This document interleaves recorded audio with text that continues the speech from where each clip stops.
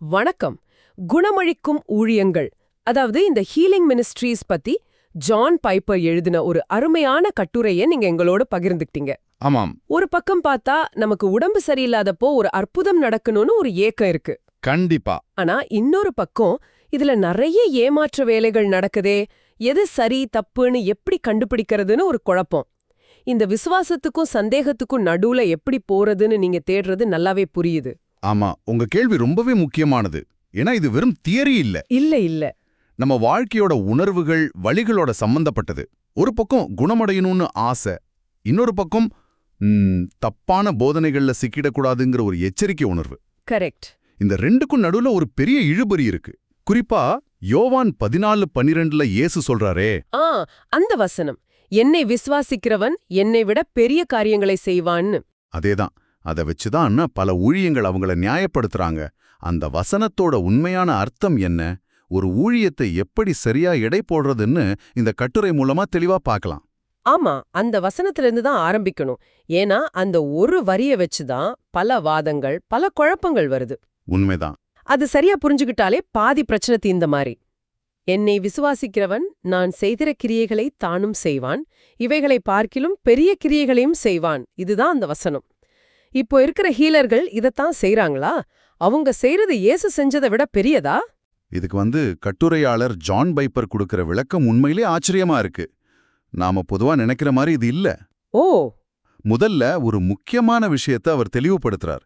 இந்த வாக்குறுதி ஒரு சில ஸ்பெஷல் பவர் இருக்கிற ஹீலர்களுக்கு மட்டும் சொல்லப்பட்டது இல்ல. அப்படியா? ஆமா, இயேசு என்ன சொல்றார்? என்னை விசுவாசிக்கிறவன், அதாவது ஒவ்வொரு விசுவாசிக்கும் இது பொருந்தும். இது ஒரு சின்ன குரூப்புக்கு மட்டும் கொடுக்கப்பட்ட ஸ்பெஷல் திறமை இல்ல. ஒரு நிமிஷம், இது ரொம்ப பெரிய விஷயமாச்சே. அப்போ விசுவாசிக்கிற ஒவ்வொருத்தருமே இயேசுவை விட பெரிய அற்புதம் செய்ய முடியுமா? நீங்க நம்ம கேட்டுட்டு இருக்கிறவங்க எல்லாராலுமா அது எப்படி சாத்தியம்? கரெக்ட். உங்க சந்தேகம் நியாயமானது. எனக்கு தெரிஞ்சு யாரும் கடல்ல நடந்ததா தெரியலையே. அங்கதான் பைப்பர் அடுத்த கட்டத்துக்கு போறார். அவர் 1 கொரிந்தியர் 12 சுட்டி காட்டுறார். அங்க பரிசுத்த ஆவியின் வரங்களை பத்தி பேசும்போது பவுல் என்ன சொல்றார்? சிலருக்கு சில வரங்கள் கொடுக்கப்படுதுன்னு சொல்றார். ஆமாம், சிலருக்கு குணமாக்கும் வரம் கொடுக்கப்படுது, சிலருக்கு அற்புதங்களை செய்யும் வரம் கொடுக்கப்படுதுன்னு சொல்றார். அதுக்கப்புறம் எல்லாரும் அற்புதங்களை செய்கிறார்களா, எல்லாரும் குணமாக்கும் வரங்களை பெற்றிருக்கிறார்களா அப்படின்னு ஒரு கேள்வியை கேட்டு அதுக்கு பதில் இல்லங்கிற மாதிரி முடிக்கிறாரு. சரியா சொன்னீங்க. ஓ, அப்போ யோவான் 14ல எல்லாரும் செய்வாங்கன்னு சொல்றதும், கொரிந்தியர் 12ல சிலர் மட்டும்தான் செய்வாங்கன்னு சொல்றதும் ஒண்ணுக்கொண்ணு முரணா இருக்கே. முரண்பாடு மாதிரி தெரியுது, ஆனா இல்ல. ரெண்டு வேற வேற விஷயத்த பத்தி பேசுதுன்னு பைப்பர் விளக்குறார். சரி, கொரிந்தியர்ல பேசுறது உடல் ரீதியான அற்புதங்களையும் குணமாக்குதலையும் பத்தி. ஆனா யோவான் 16ல இயேசு சொல்ற பெரிய கிரியைகள் அப்படிப்பட்ட அற்புதங்களை குறிக்கல. ஏன் அப்படி சொல்றார்? ஏன்னா யோசிச்சு பாருங்க, இயேசு செஞ்ச அற்புதங்களோட பிரம்மாண்டத்தை யாராவது மிஞ்ச முடியுமா? தண்ணிய திராட்சை ரசமா மாத்துறது, ஒரே ராத்திரியில புயலை அடக்குறது, மரித்தவங்களை எழுப்புறது, அதெல்லாம் நினைச்சு கூட பார்க்க முடியல. இது வரைக்கும் யாரும் அந்த மாதிரி அற்புதங்களை செஞ்சதில்ல. இயேசு தன்னிடம் வந்த எல்லாரையும் ஒருத்தர் கூட மிஸ் ஆகாம முழுமையா குணப்படுத்தினார். அப்படி யாராவது செஞ்சிருக்காங்களா? இல்ல. அப்போ பெரிய அப்படிங்கிற வார்த்தைக்கு வேற அர்த்தம் இருக்கணும். சரி, அப்போ அந்த உண்மையான அர்த்தம் தான் என்ன? பெரிய கிரியைகள்னா என்ன? பைப்பரோட விளக்கம் இதுதான். இயேசு இந்த உலகத்துல வாழ்ந்தப்போ அவர் இன்னும் சிலுவையில மரிக்கல, உயிர்த்தெழல. ஆமா. அதனால சிலுவை, உயிர்த்தெழுதல் மூலமா கிடைக்கிற பாவ மன்னிப்பு, நித்திய ஜீவன், ரட்சிப்புங்கிற முழுமையான நற்செய்தியை அவரால் அறிவிக்க முடியல. ஆனா அவர் பரலோகத்துக்கு போனதுக்கு அப்புறம் விசுவாசிகளாகிய நாம உயிர்த்தெழுந்த கிறிஸ்துவின் வல்லமையோட அந்த முழுமையான ரட்சிப்பின் செய்தியை உலகத்துக்கு அறிவிக்கிறோம். இதுதான் பெரிய கிரியை. ஓ, ஒரு உடலை குணப்படுத்துறதை விட ஒரு ஆத்துமாவை நித்திய மரணத்திலிருந்து காப்பாத்துறது எவ்வளவு பெரிய விஷயம். உண்மைதான். ஏசு பூமியில் இருந்தப்போ செய்யாத அந்த மேலான ஊழியத்தை நாம இப்ப செய்றோம். அதனாலதான் அது பெரிய கிரியை. வாவ், இது முற்றிலும் ஒரு புதிய பார்வை. அப்போ யோவான் 14.12 வசனத்தை வச்சு ஒரு ஹீலிங் மினிஸ்ட்ரிய நியாயப்படுத்தவே முடியாது. அது முற்றிலும் வேறொரு ஆழமான அர்த்தத்தை கொண்டிருக்கு.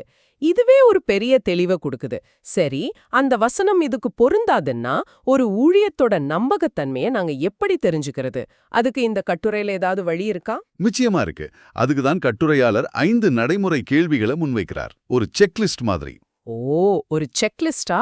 ஆமா, இத வச்சு எந்த ஒரு ஊழியத்தையும் நாம நிதானமா ஆராயலாம். முதல் கேள்வி, அவங்களோட இறையியல் என்ன? அதாவது வாட் டு தே பிலீவ்? அவங்களுடைய அடிப்படை நம்பிக்கைகள் என்ன?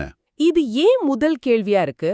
ஒருத்தருக்கு கேன்சர் குணமாகுதுன்னா அவங்களுடைய இறையியல் கொள்கை சரியா இருக்கா இல்லையான்னு நாம ஏன் கவலைப்படணும்? அற்புதம் நடந்தா போதுமே.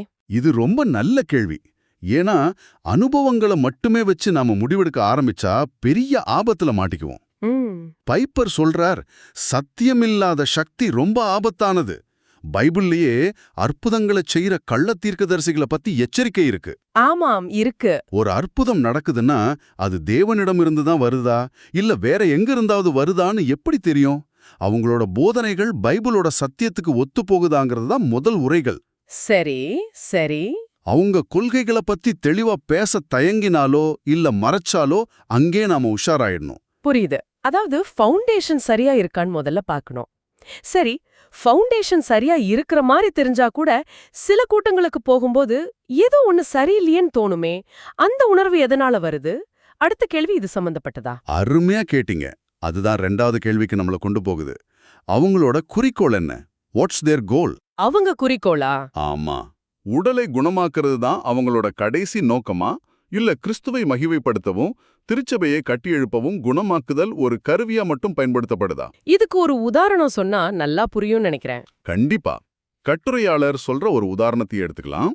சில குணமளிக்கும் கூட்டங்கள்ல தேவனுடைய வார்த்தை, அதாவது பிரசங்கம், ஒரு 10 நிமிஷம் ஒரு ஆரம்ப நிகழ்வு மாதிரி நடக்கும். ஆமா, பாத்திருக்கேன். ஏதோ சக்தியின் பம்பை தூண்டி விடுவதற்கான ஒரு ஸ்டார்டர் மாதிரி.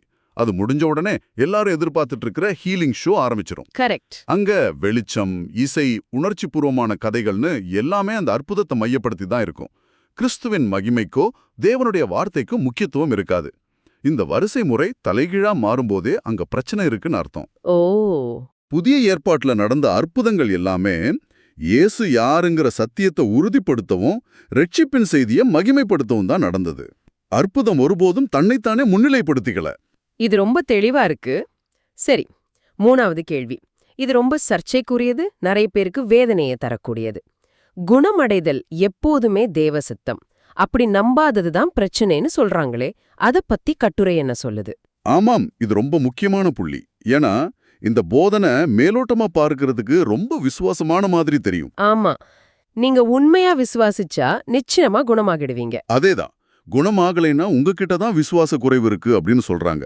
ஆனா இது பைபிளோட ஒட்டுமொத்த போதனைக்கும் எதிரானது. எப்படி? ரோமர் 8ல பவுல் சொல்றார், நாம் எல்லாரும் நம் சரீரங்களின் மீட்புக்காக காத்திருந்து தவிக்கிறோம் அப்படின்னு. அதாவது இந்த உலகத்துல பாடுகளும் நோய்களும் இருக்குங்கிறது ஒரு யதார்த்தம். அப்போஸ்தலனாகிய பவுலே தன் உடம்புல ஒரு முள் இருந்ததாவும் அதுக்காக 3 தடவை ஜெபம் பண்ணியும் தேவன் என் கிருபை உனக்கு போதும்னு சொன்னதாவும் எழுதுறார். அப்போ உன் விசுவாச குறைவால தான் நீ குணமாகலன்னு சொல்றது ஏற்கனவே வலியில இருக்கிறவங்க மேல இன்னும் ஒரு குற்ற உணர்ச்சியை சுமத்துற மாதிரி இல்லையா? சரியா சொன்னீங்க. அது ஒரு விதமான ஆவிக்குரிய துஷ்பிரயோகம், ஸ்பிரிச்சுவல் அபியூஸ். ஆமா. அது அவங்களோட வலியை அதிகப்படுத்துமே தவிர குறைக்காது. ஒருவேளை தேவன் அந்த வியாதியின் மூலமா அவங்களுக்கு வேறொரு ஆழமான பாடத்தை கற்றுக் கொடுக்க நினைக்கலாம். ஓ. அவரோட கிருபையை அதிகமா உணர வைக்க நினைக்கலாம். அதனால குணமடையாதது எப்போதுமே விசுவாச குறைவோட அடையாளம் சொல்றது ஒரு தவறான, ஆபத்தான போதனை. சரி, அடுத்த கேள்வி இன்னும் ஆழமா போகுது. இது வெறும் போதனைய பத்தி மட்டும் இல்ல, ஒருத்தரோட இருதயத்தோட முன்னுரிமைய பத்தி கேக்குது. கிறிஸ்துவ விட குணமடைதலுக்கு அதிக முக்கியத்துவம் கொடுக்கறாங்களா? ஆமா. Do they rank healing over treasuring Christ? இந்த கேள்வியை பைப்பர் இப்படி விளக்குறார். 2 விதமான அற்புதங்கள் இருக்கு. 2 விதமான அற்புதங்களா? ஒன்னு உடல் ரீதியா குணமாகிறது, இன்னொன்னு தாங்க முடியாத வலி, நோய் மத்தியிலையும் கிறிஸ்துவ உறுதியா பற்றிக் கொண்டு அவரை மகிமைப்படுத்தி சந்தோஷமா இருக்கிறது. ஓ. இதுல 2வது அற்புதம் முதல் அற்புதத்தை விட பெரியதுங்கிறத அந்த ஊழியம் அங்கீகரிக்குதா? இது கொஞ்சம் யோசிக்க வைக்குது. யோசிச்சு பாருங்க. வலி நிவாரணி மாத்திரைகள் நம்ம உடல் வலியை குறைக்க முடியும். ஆனா துன்பத்தோட உச்சத்துல கிறிஸ்துவ மகிமைப்படுத்துற அந்த விசுவாசத்தையும் சந்தோஷத்தையும் எந்த மருந்தாலையும் உருவாக்க முடியாது. அப்போ ஒருத்தர் கேன்சர்ல இருந்து குணமாகறத விட கேன்சரோட வாழ்ந்துகிட்டே கிறிஸ்துவ மகிமைப்படுத்துறது ஒரு பெரிய அற்புதம்னு பைப்பர் சொல்றாரா? இது கேக்குறதுக்கு ரொம்ப கடினமா இருக்கே. கிறிஸ்துவோட இணைஞ்சு இருக்கிறது. சரி. ஒரு ஊழியத்துல உடல் சுகம் மட்டும்தான் வெற்றியா கொண்டாடப்பட்டுச்சுன்னா துன்பத்தின் வழியா கிறிஸ்துவோட ஆழமான உறவை அனுபவிக்கிற அந்த மேலான அனுபவத்துக்கு அங்க இடமே இல்லாம போயிடும். புரியுது. அதனால இந்த 2 அற்புதங்களையும் அவங்க எப்படி பார்க்கறாங்கங்கிறது ரொம்ப முக்கியம். ரொம்ப ஆழமான பார்வை. கடைசியா 5வது கேள்வி. கட்டுரையாளர் உங்ககிட்ட, அதாவது நம்ம நேயர்கிட்ட நேரடியா கேக்குறார். உங்கள் சபை மூப்பர்களிடம் ஜெபிக்க கேட்டீர்களா? Have you asked your elders for prayer? ஆமா, இது ஏன் இவ்ளோ முக்கியம்? இது ரொம்ப நடைமுறைக்குரிய புத்திசாலித்தனமான கேள்வி. யாக்கோபு 5:14ல உங்களில் ஒருவன் வியாதிப்பட்டால் அவன் சபையின் மூப்பர்களை வரவழைப்பானாக அப்படின்னு ஸ்பஷ்டமா எழுதியிருக்கு. ஆமா. கட்டுரையாளர் இந்த கேள்வியை 2 காரணத்துக்காக முன்வைக்கிறார். 1, தேவன் உங்க சொந்த திருச்சபையின் மூப்பர்கள் மூலமாவே உங்களை குணப்படுத்த ஒரு வழிய வச்சிருக்கலாம். அத நாம ஏன் முயற்சி செய்யக்கூடாது? சரி, 2வது காரணம் என்ன? இது வெறும் ஜெபத்துக்காக மட்டும் இல்லையா? இல்ல, 2வது காரணம், நீங்க ஒரு குறிப்பிட்ட குணமளிக்கும் ஊழியத்துக்கு போகலாமா வேண்டாமான்னு யோசிச்சுட்டு இருக்கும்போது உங்கள நல்லா தெரிஞ்ச, உங்க மேல அக்கறையுள்ள உங்க சபை மூப்பர்கள் கிட்ட ஞானமான ஆலோசனையை கேட்கலாம். ஓ, ஒரு கைடன்ஸ் மாதிரி. ஆமா, அவங்க அந்த ஊழியத்தை பத்தி விசாரிச்சு அதோட போதனைகளை ஆராய்ந்து உங்களுக்கு ஒரு நல்ல வழிகாட்டுதலை கொடுக்க முடியும். ஒரு பெரிய ஸ்டேடியத்துல இருக்கிற அந்நியரை நம்புறதை விட வருஷக்கணக்கா நம்ம கூடவே இருக்கிற நம்ம சபை தலைவர்களை நம்புறது தானே புத்திசாலித்தனம். உண்மைதான். இது ஒரு பாதுகாப்பு வளையம் மாதிரி. கரெக்டா சொன்னீங்க. இந்த 5 கேள்விகளும் ஒரு ஊழியத்தை மதிப்பிடுறதுக்கு ரொம்ப தெளிவான ஒரு கட்டமைப்பு கொடுக்குது. இப்போ கட்டுரையின் கடைசி பகுதிக்கு வர்றோம். குணமளிக்கும் வரம் பத்தின ஒரு சுவாரஸ்யமான கருத்து அவர் சொல்றாரு. அது என்னன்னா, குணமளிப்பவர்னு ஒரு நிரந்தரமான பட்டம் யாருக்கும் கிடையாது. ஆமா, இது பலரும் கவனிக்காத ஒரு சின்ன ஆனா முக்கியமான விஷயம். 1 கொரிந்தியர் 12ல பவுல் குணமாக்கும் வரம் அப்படின்னு ஒருமையில சொல்லல. என்னன்னு சொல்றாரு? குணமாக்கும் வரங்கள் அப்படின்னு பன்மையில சொல்றாரு. ஓ, ப்ளூரல்ல சொல்றாரா? அதுக்கு என்ன அர்த்தம்? இதுக்கு என்ன அர்த்தம்னா, இது ஒரு நிரந்தரமான ஆபீஸ் மாதிரி கிடையாது. மாறாக பரிசுத்த ஆவியானவர் ஒரு குறிப்பிட்ட சூழ்நிலையில ஒரு குறிப்பிட்ட தேவைக்காக சாதாரணமான எந்த ஒரு விசுவாசிக்கும் அந்த வரத்தை அப்போதைக்கு கொடுத்து அவர் மூலமா இன்னொருத்தரை குணமாக்க முடியும். அப்போ நான் ஒரு பிரபலமான குணமளிப்பவரை தேடி பல ஊர்களுக்கு பயணம் செய்ய வேண்டிய அவசியம் இல்ல. குணமடைதல் என் அருகிலேயே நடக்க வாய்ப்பு இருக்குன்னு சொல்றீங்களா? நிச்சயமா.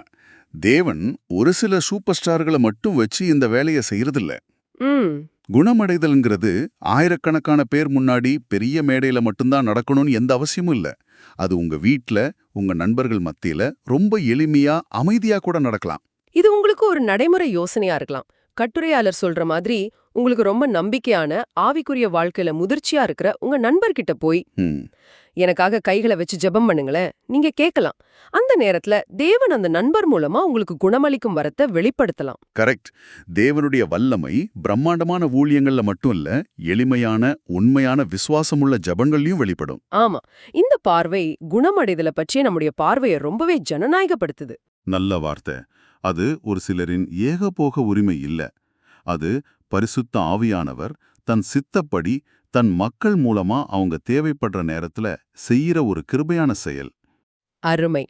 இன்னைக்கு நாம பார்த்த விஷயங்களை ஒரு முறை தொகுத்து சொல்லணும்னா, யோவான் 14:12 உடல் ரீதியான அற்புதங்களை பத்தி பேசல. இல்ல, அது இரட்சிப்பின் நற்செய்தியை அறிவிக்கிற மேலான ஊழியத்தை பத்தி பேசுது. ஒரு குணமளிக்கும் ஊழியத்தை மதிப்பிடுறதுக்கு அவங்களோட இறையியல், குறிக்கோள், துன்பத்தை பற்றிய பார்வை, கிறிஸ்துவுக்கு கொடுக்கிற முக்கியத்துவம், உள்ளூர் சபையோட தொடர்புன்னு 5 தெளிவான கேள்விகள் இருக்கு. ஆமா. கடைசியா, குணமாக்குற வரங்கிறது ஒரு சிலருக்கு மட்டும் சொந்தமான பட்டம் இல்ல.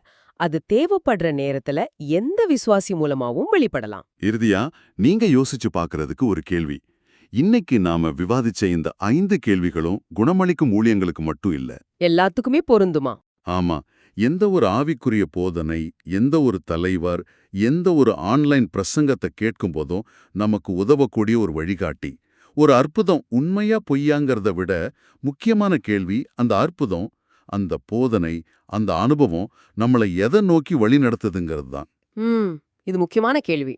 அத நம்மளை இன்னும் அதிகமா கிறிஸ்துவை சார்ந்து வாழ, அவருடைய வார்த்தையை நேசிக்க, அவருடைய திருச்சபையோட இணைய வைக்குதா, இல்ல அற்புதங்களையும் உணர்ச்சிபூர்வமான அனுபவங்களையும் மட்டுமே தேடி ஓட வைக்குதா? உங்க சொந்த வாழ்க்கையை கொஞ்சம் யோசிச்சு பாருங்க. இதுவரைக்கும் ஒரு பெரிய அற்புதம் உங்களை கிறிஸ்துக்கு நெருக்கமா கொண்டு வந்திருக்கா? இல்ல குணமடையாத ஒரு நோய் அல்லது தீர்க்கப்படாத ஒரு பிரச்சனை உங்களை முன்னை விட அதிகமா கிறிஸ்துவை இறுகப் பற்றிக் கொள்ள உதவி செஞ்சிருக்கா? எது உங்களுக்கு ஆழமான விசுவாசத்தை கொடுத்திருக்கு?